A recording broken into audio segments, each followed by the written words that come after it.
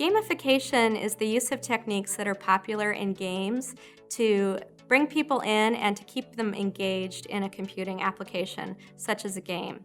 So for instance, one gamification technique is a leaderboard. So for instance, when I play Candy Crush, I'm not only responding and getting addicted to the actual behaviors in the game, I'm also seeing where I sit on that leaderboard.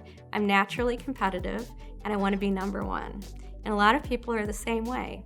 Either that or they're playing with their friends, which is a variation of that. So sometimes if you're friends and you are playing, you want to be on the leaderboard simply to see how you compare with your friends and the people you know.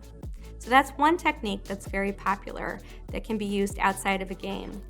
Another technique is simply creating things like badges and avatars. So these are also popular elements in games to make it personal and give you a little touch that bonds you to that game. But for instance, on a news site, you also can have an account and a badge and a commenting history and other things that mark you as a unique person within that ecosystem. And that encourages you to come back again and again. Social factors apply to gamification because we naturally want to do the things that our friends and family do. And so that's going to make us more bonded and more engaged in a certain computing application.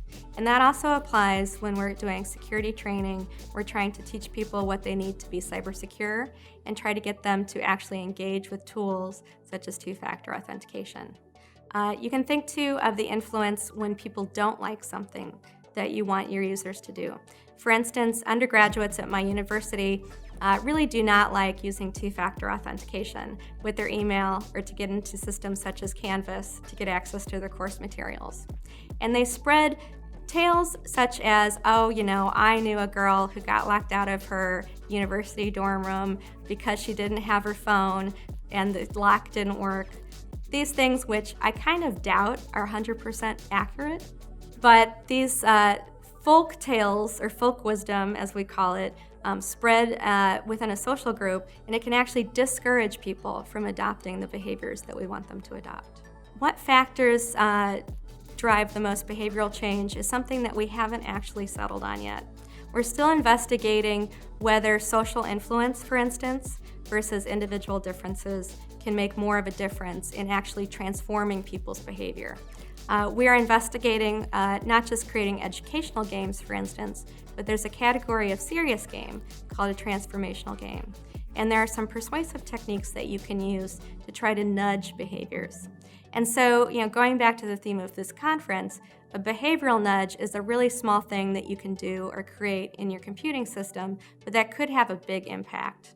So you think of things such as making it the default that your company will contribute to your 401k account versus making it something that you actually have to take an action to opt into.